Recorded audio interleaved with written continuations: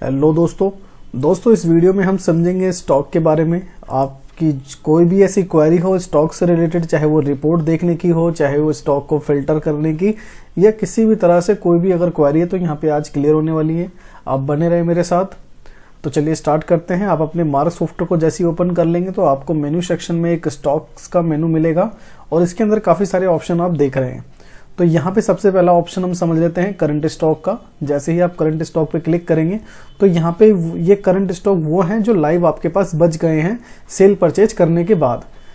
तो ये है आपके सारे के सारे करंट स्टॉक। अब यहाँ पर भी आप देख रहे होंगे सारे खाली आपके कुछ स्टॉक ऐसे दिख रहे होंगे।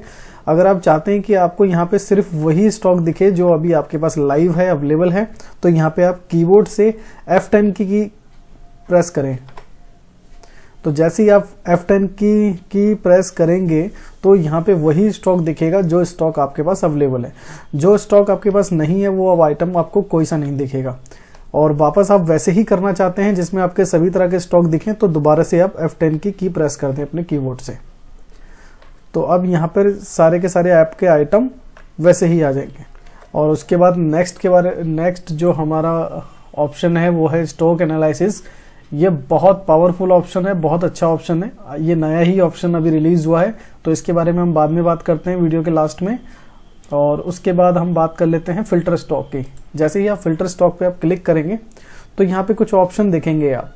तो सबसे पहला ऑप्शन आपको दिखता है कि कंपनीज, जैसे कि फार्मा में बात करें या डिपार्टमेंटल में बात करें, या कुछ ऐसे ट्रेड हैं जहाँ पे बहुत सारी इन्वेंट्री होती है और आपको समझने में एक एक करके देखने में बहुत टाइम लग जाता है। तो आप यहाँ पे इस मेनू को यस करें और आपके सामने जो है आपकी कंपनीज खुलकर आ जाएगी, जितने भी आइटम की कंपनीज हैं। और जिस कंपनी का भी आप आइटम देखना चाहते हैं उस कंपनी को आप सिलेक्ट करें और उसके बाद आप उसको एंटर करके आप जैसे ही एक्सेप्ट करेंगे तो वही कंपनी आपको दिखेगी जो कंपनी आपने सिलेक्ट करी है स्टॉक के लिए। ठीक है। तो ऐसे ही इसके अंदर बहुत सारे फिल्टर हैं। जैसे कि मैंने आपको कंपनी बताया, ऐसे ही बैच के फिल्टर हैं कि अगर आप चाहते हैं कि बैच वाइज आपका स्टॉक दिखे तो पहले आप देख रहे होंगे कि सिर्फ आइटम का नाम आ रहा था, पैकिंग आ रहा था, उसके बाद स्टॉक, उसके बाद यूनिट। अब बीच में देख रहे हैं आप कि यहाँ पे बैच भी आ रहा है, एक्सपायरी भी आ रहा है। ठीक है। उसके बाद आप इसमें और भी इतने तरीके से फिल्टर हैं कि आप अपने जिस आइटम को भी ढूंढना चाहते हैं या जिसकी रिपोर्ट भी आप देखना चाहते हैं तो ईजिली इसको देख सकते हैं अपना टाइम बर्बाद किए वगैरह। तो जैसे कि मैंने ये दो ऑप्शन आपको बताए, कंपनी और बैच। ऐसे ही यहाँ पे साल्ट का भी ऑप्शन है। आप जैसे इसको यस करेंगे आपके सारे साल्ट खुल जाएंगे। उसके बाद उस साल्ट को सिलेक्ट करेंगे और उसके बाद एक्सेप्ट करेंगे तो आपको वो रिपोर्ट दिखेगी। और यहाँ पे अब जैसे कि आप कहेंगे कि यहाँ तो सिर्फ कंपनी का नाम है और उसके बाद साल्ट है। अब आपको सपोज कि एमआरपी के हिसाब से अपने आइटम को ढूंढना हो, या एचएसएन के हिसाब से अपने आइटम को ढूंढना हो, या कैटेगरी के हिसाब से अपने आइटम को ढूंढना हो, तो वो कैसे ढूंढेंगे। तो लास्ट वाला ऑप्शन देख रहे होंगे आप, मोर ऑप्शन। इस पे आप जैसे ही यस करेंगे तो यहाँ पे इतने सारे फिल्टर हैं कि कोई और सॉफ्टवेयर आपको ये फिल्टर्स दे ही नहीं पाएगा इतने टाइम में। तो आप इसको एमआरपी वाइज भी मतलब अपने स्टॉक को ढूंढ सकते हैं, फिल्टर कर सकते हैं। सप्लायर वाइज भी कर सकते हैं कि आपका जो आइटम सप्लाई करता है उसके लेजर को आप यहाँ पे सिलेक्ट कर लेंगे तो यहाँ पे उसी से रिलेटेड जो वो आपके साथ इन्वेंट्री देता है वही इन्वेंट्री आपको शो होने लगेगी। कैटेगरी वाइज कर सकते हैं, एचएसएन वाइज कर सकते हैं। परचेज टाइप में आप जैसे कि लोकल से परचेज करते हैं या बाहर सेंट्रल से परचेज करते हैं तो वो भी आप फिल्टर लगा सकते हैं। और कुछ मेडिसिन ऐसी होती है आपकी कि नार्कोटिक्स, शेड्यूल H1 और शेड्यूल H किससे रिलेटेड होती है तो वो भी आप यहाँ पे फिल्टर लगा सकते हैं। अगर रैक वाइज मेंटेन करते हैं तो रैक वाइज भी फिल्टर लगा सकते हैं। और मैन्युफैक्चर अगर आपने सभी आइटमों में डाला हुआ है, मैन्युफैक्चर के हिसाब से फिल्टर करना चाहते हैं तो उस हिसाब से कर सकते हैं। तो यहाँ पे बहुत सारे फिल्टर के ऑप्शन हैं। आप किसी भी फिल्टर को चूज करके अपनी इन्वेंट्री को ईजिली ढूंढ पाएंगे जैसे आप चाहते हैं। तो ये आपको क्लियर हो गया फिल्टर स्टॉक का। उसके बाद आप देखेंगे बैच स्टॉक। बैच स्टॉक में वही है जो हमने फिल्टर स्टॉक में बैच सेलेक्ट किया था, सेम एज इट इज वैसा ही है। फिर भी मैं आपको दिखा देता हूँ। जैसे आप बैच पे क्लिक करेंगे तो अपनी कंपनी चूज कर सकते हैं। यहाँ पर भी आप मल्टीपल फिल्टर्स लगा सकते हैं जैसे मैंने अभी पहले बताया आपको। उसके बाद जैसे आप इसको एक्सेप्ट करेंगे तो आपको यहाँ पे आइटम का नाम भी दिखेगा पहले रो में, दूसरे रो में पैकिंग दिखेगी यहाँ पे, तीसरे रो में बैच, एक्सपायरी, स्टॉक और ये यूनिट। तो इस तरीके से आप अपना स्टॉक देख सकते हैं। अब यहाँ पर आपका एक क्वेश्चन होगा कि जो भी आप ये रिपोर्ट्स निकाल रहे हैं, इस रिपोर्ट को प्रिंट आउट करना हो या इस रिपोर्ट का आपको एक्सेल चाहिए हो तो कैसे लेंगे। तो सिंपली आप जो है एकदम बॉटम साइड में देखेंगे, नीचे की साइड में देखेंगे तो यहाँ पे आपको एक एक्सेल का लोगो दिख रहा है। इस पे आप क्लिक करके जैसे ही एक्सेल पे क्लिक करेंगे तो आपका एक्सेल जनरेट हो जाएगा। और ये एक्सेल जो है जनरेट होने में कितना टाइम लगेगा वो आपके डेटा के ऊपर डिपेंड करता है कि आपका डेटा कितना है। इसमें 1 मिनट भी लग सकते हैं आपको और कुछ सेकेंड भी लग सकते हैं। तो मैं आपको एक एक्सेल पे क्लिक करके दिखा देता हूँ प्रैक्टिकली। एक्सेल जनरेट हो चुका है जैसे कि आप देख रहे होंगे स्क्रीन पे जो रिफ्लेक्शन है। अब मैं इसको मिनिमाइज करता हूँ सॉफ्टवेयर को, तो आप पीछे देखेंगे तो मेरा एक्सेल जनरेट हो चुका है जैसे भी मैं एक्सेल चाहता था। तो इसी तरीके से आप अपना एक्सेल को जो है जनरेट कर सकते हैं, फिर यहाँ से उसका आप प्रिंट आउट ले सकते हैं। अब नेक्स्ट ऑप्शन की ओर बढ़ते हैं आगे। तो आपको ये क्लियर हो गया बैच का भी। उसके बाद जो हमारा ऑप्शन है डंप स्टॉक, कुछ ऐसे स्टॉक जो आपके स्टॉक नहीं निकलते, जैसे कि यहाँ पे डेज भी दे रखा है 60 दिन, आप अपने हिसाब से भी अपने डेज वगैरह डाल सकते हैं। उसके बाद यहाँ पर भी आप फिल्टर लगा सकते हैं कि आप किस कंपनी का स्टॉक डंप देखना चाहते हैं। उसके बाद जैसे आप इसको एक्सेप्ट करेंगे तो वो स्टॉक आपको यहाँ पे नजर आने लग जाएंगे। इसका भी आप एक्सेल ले सकते हैं, प्रिंट आउट कर सकते हैं।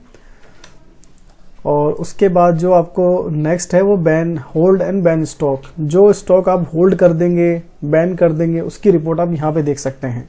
और स्टॉक को होल्ड कहाँ से करना है, बैन कहाँ से करना है, ये आपको आइटम मास्टर से दिख जाएगा। तो यहाँ पे हमारा कोई भी आइटम बैन नहीं है, कोई भी होल्ड नहीं है।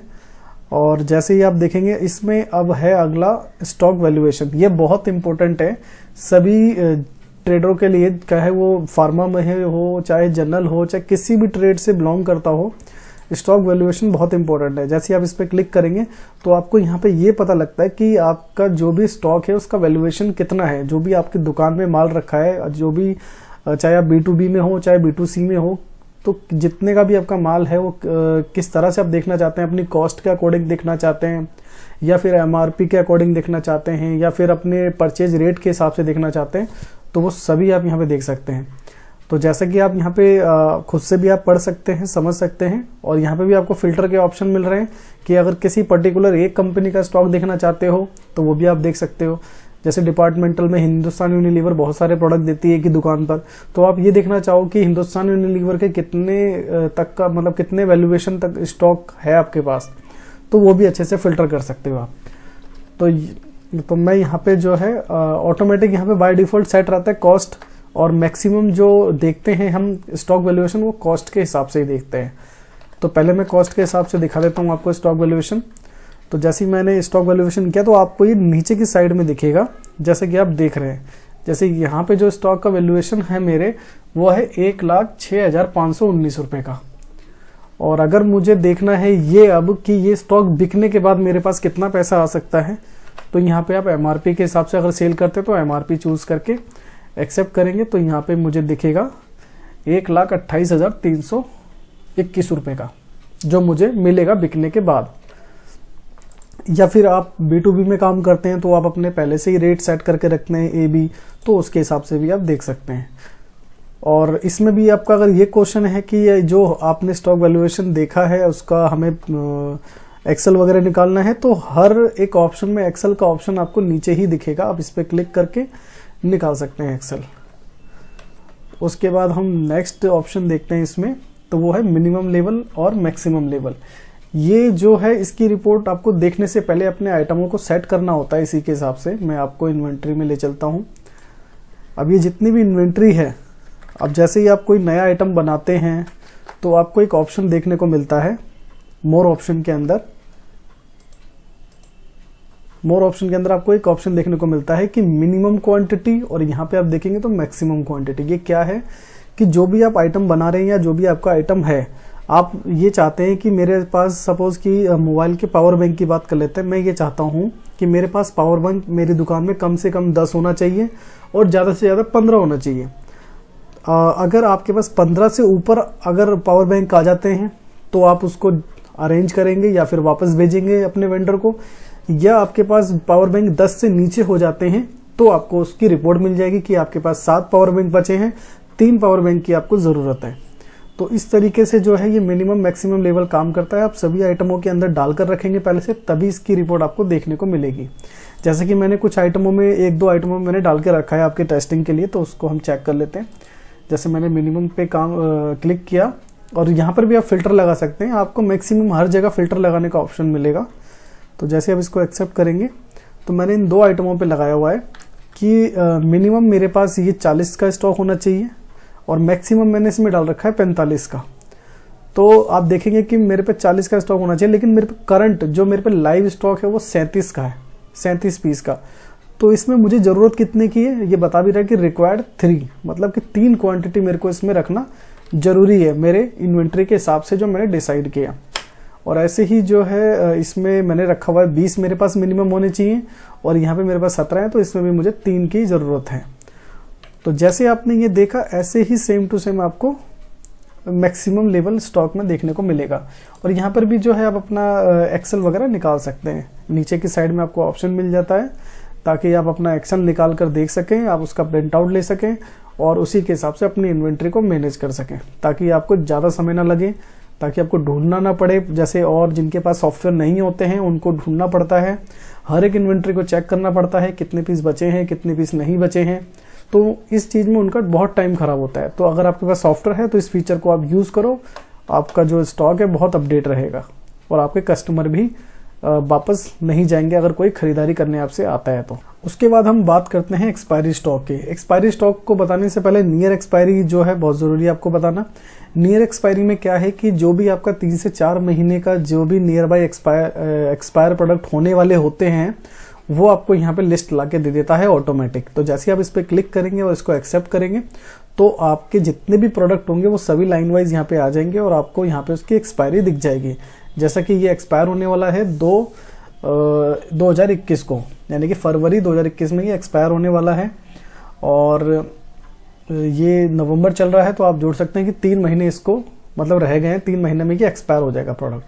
और इसकी भी अगर आप लिस्ट चाहते हैं तो यहाँ पे एक्सेल पे क्लिक करके लिस्ट ले सकते हैं। उसके बाद अब ये जो एक्सपायरी, ये तो ऑटोमेटिक काम करता है आपका नियर एक्सपायरी, और ये एक्सपायरी आपके अकॉर्डिंग काम करता है। तो जैसे ही आप यहाँ पे डेट डालेंगे, आप कंपनी वाइज देखना चाहते हैं नियर वाइज एक्सपायरी, तो वो भी फिल्टर कर सकते हैं। फिल्टर का ऑप्शन आपको हर जगह मिलेगा।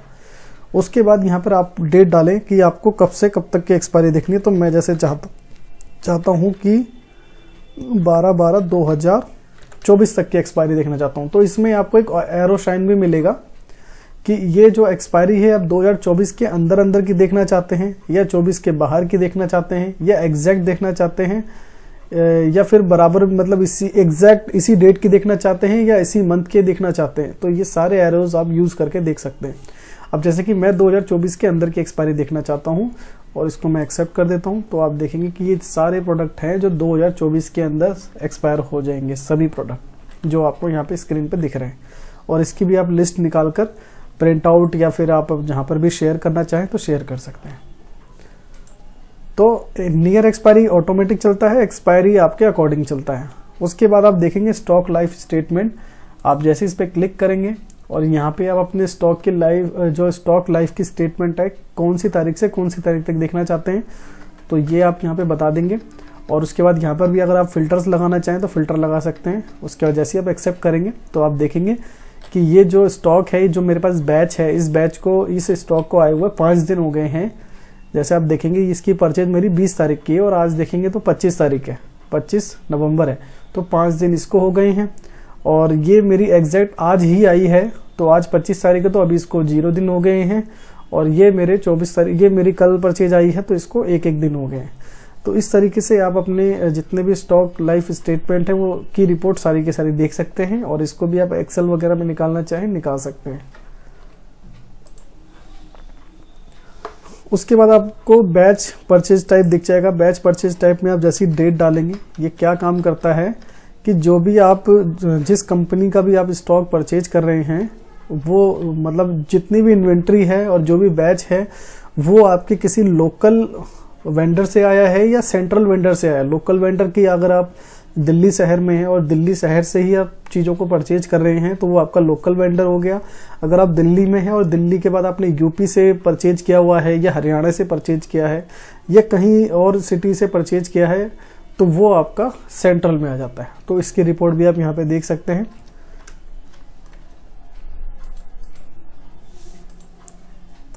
उसके बाद लास्ट में आपको दिख जाता है डिपार्टमेंट रिपोर्ट। डिपार्टमेंट रिपोर्ट में जितनी भी कुछ स्पेशल मेडिसिन्स होती हैं, जिसपे बहुत तरह के जो है लीगल ऑथराइजेशंस होते हैं, जैसे नार्कोटिक्स मेडिसिन्स हैं, शेड्यूल H है, शेड्यूल H1 है, तो इनकी प्रॉपर एक रिपोर्ट चलती है कि किस वेंडर से कितने पीस परचेज किया गया है और कितनों को बेचा गया है। तो इसकी एक स्पेशल रिपोर्ट देनी होती है डिपार्टमेंट के अंदर, ड्रग डिपार्टमेंट के अंदर।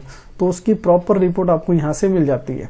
और ये रिपोर्ट आपको जब भी मिलती है जब आप अपनी इन्वेंट्री में अच्छे से काम करते हैं। जैसे कि मैं आपको इन्वेंट्री में ले चलता हूँ।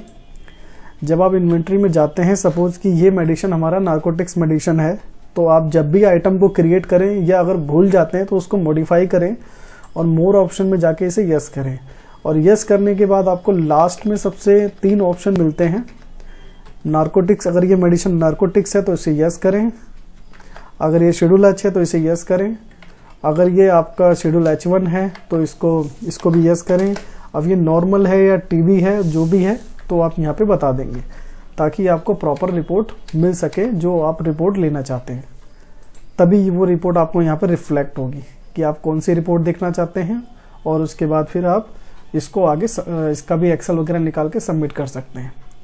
उसके बाद आप देखेंगे कि लास्ट में है मर्ज रिपोर्ट। मर्ज रिपोर्ट पे आप क्लिक करेंगे तो आपके पास अगर सपोज कि अभी ये चल रहा है 20-21, अगर आप चाहते हैं कि 19-20 का भी जो है इसमें रिपोर्ट में 19-20 की भी जो रिपोर्ट है इसमें मर्ज कर दूं, तो आप अपनी 19-20 की रिपोर्ट को मर्ज कर सकते हैं, जैसे कि आप देख रहे हैं। तो आप अगर करना चाहें कर सकते हैं, नहीं तो ये वाला ऑप्शन है इसकी बहुत ही कम ज़रूरत पड़ती है हर एक ट्रेड में, तो आप इसे ना ही यूज़ करें। सेपरेट अपने फाइनेंशियल ईयर को रखें, अपनी रिपोर्ट को रखें, ताकि कभी भी आप देख सकें सेपरेटली। आई होप कि जितने भी ऑप्शन हैं स्टॉक्स से रिलेटेड आपको अच्छे से क्लियर हो पाया होगा। और लास्ट में जो मैंने आपसे कहा था कि मैं आपको एक जो नया ऑप्शन है वो मैं बताता हूँ, वो है स्टॉक एनालाइज। अब जैसे ही इस पे आप क्लिक करेंगे तो सबसे पहले ये आपसे कंपनी पूछेगा कि जो भी आपके प्रोडक्ट की कंपनी है वो कंपनी आप यहाँ पे सिलेक्ट कर लेंगे। अब जैसे आपको अगर सिलेक्ट करना है एक करके तो आप स्पेस का बटन दबा सकते हैं, और यदि आपको इकट्ठा एक साथ सिलेक्ट करना है तो स्टार का बटन दबा सकते हैं। और ये सारी चीज़ कैसे है कंट्रोल होगी, ये सारी चीज़ यहाँ पे बता रखी है। तो आप सिलेक्ट करके एंटर करेंगे तो अब यहाँ पे आपसे ये 4 से 5 ऐसे ऑप्शन पूछेगा, जो कि हमने बाहर मतलब उसको क्लियर कर लिया है। ये चीज़ जो है स्टॉक एनालाइज जो है वो एक ऑप्शन के अंदर सारी चीज़ें उसमें है। तो इसमें जैसे ऑर्डर प्लानिंग है, तो आप जैसे चाहते हैं कि जो ऑर्डर प्लानिंग है जो स्टॉक के हिसाब से जो 7 दिन में स्टॉक बिके हैं और उसके हिसाब से जितने भी आपको स्टॉक चाहिए वो ऑटोमेटिक जो है एक ऑर्डर प्लान हो जाए और परचेज ऑर्डर जो है वो इफेक्ट हो जाए अगर आप चाहते हैं तो। और नहीं चाहते हैं, सिर्फ आप रिपोर्ट देखते हैं, तो आप इसे नो कर सकते हैं और उसके बाद आपकी जो रिपोर्ट है वो जनरेट हो जाएगी। तो यहाँ पे आपको जो है ऑर्डर प्लानिंग की जो रिपोर्ट दिख जाएगी कि 7 दिन के अंदर ये जो स्टॉक है, इस जो सेक्शन में आपको दिखेंगे कि ये स्टॉक जो है आपके ऑर्डर होने लायक हैं और ये 15 दिन के लिए हैं, ये 30 दिन के लिए हैं, जैसा कि हमने बाहर डेट डाला था। तो आप उसके हिसाब से कर सकते हैं। जैसे कि मैंने कुछ ही 1-2 ट्रांजेक्शन करी है जिससे कि आपको ये प्रैक्टिकल समझ में आए। तो बाकी आप प्रॉपर जो आपकी ट्रांजेक्शन्स होगी उसके बिहाफ पे आपको ये सारी चीज़ दिखेगी। तो इसको मैं क्लोज कर देता हूँ। और जैसे मैंने ऑर्डर प्लानिंग देखा, ऐसे ही आप नियर एक्सपायरी देख सकते हैं, एक्सपायर्ड स्टॉक देख सकते हैं। आप पहले सेक्शन में कितने दिन का देखना चाहते हैं, दूसरे सेक्शन में कितने दिन का देखना चाहते हैं। तो आप जैसे इस पर एंटर करेंगे उसके बाद आपको आपके स्लैब, जैसे अभी हमने ऑर्डर प्लानिंग के लिए स्लैब देखे, वैसे ही आपको यहाँ पे स्लैब देखने लग जाएंगे कि 30 दिन में ये सारे स्टॉक एक्सपायर हो जाएंगे, 60 दिन में ये स्टॉक एक्सपायर हो जाएंगे और 90 दिन में ये स्टॉक एक्सपायर हो जाएंगे। जैसा कि हमने ये बाहर पहले से ही हमने जो है इस चीज़ को समझ लिया, जो बाहर एक ऑप्शन मिल जाता है स्टॉक के मेनू में। तो यहाँ पे आप जो है मल्टीपल ऑप्शंस को चूज कर सकते हैं। अब जैसे जो बाहर जो हमने बात करी थी स्टॉक के मेनू के जो बाहर ऑप्शंस हैं वहाँ पे सारे सिंगल हैं, वहाँ पे आप सिर्फ फिल्टर लगा सकते हैं और फिल्टर भी आप अपने किसी पर्टिकुलर 3-4 भी लगा सकते हैं, लेकिन यहाँ पे आपको अलग अलग स्लैब बना के ऑप्शन दिख जाते हैं। स्टॉक मूवमेंट पे आप देख सकते हैं कि 90 दिन slow moving item, medium, fast, मतलब कि इसमें कौन से ऐसे आइटम हैं जो 30 दिन के अंदर बहुत अच्छी सेल हुई है जिसकी, और 60 दिन में और 90 दिन में। 90 दिन में वो आइटम है यानी कि जो आपके स्लो मतलब बहुत ही कम निकल रहे हैं, तो इसकी भी रिपोर्ट आप देख सकते हैं। तो ये वो आइटम है जो स्लो मूविंग है, जो 90 दिन के अंदर ही निकल रहे हैं। और यहाँ पे वो आइटम आपके आएंगे जो एकदम 30 दिन के अंदर आपके कंटिन्यूसली निकलते जा रहे हैं, फास्ट मूविंग आइटम है। ये मीडियम के लिए स्लैब है। तो आप इसको अपने बिजनेस के हिसाब से एनालाइज कर सकते हैं स्टॉक को, कि किस हिसाब से आपका कौन सा स्टॉक वर्क कर रहा है, जिसके हिसाब से आप अपने स्टॉक को पहले से ही रेडी रखें। और ये डंप स्टॉक हैं जो सोल्ड ही नहीं हो रहे हैं, बस आपने परचेज कर लिए हैं। 90 दिन 60 दिन जो भी मतलब आप डेज चाहते हैं उसको आप डाल सकते हैं। जैसे कि बाय डिफॉल्ट जो है वो सेट है 90 60 30। अगर आप चाहते हैं कि 10 15 20 तो उस हिसाब से भी आप इसमें डाल सकते हैं।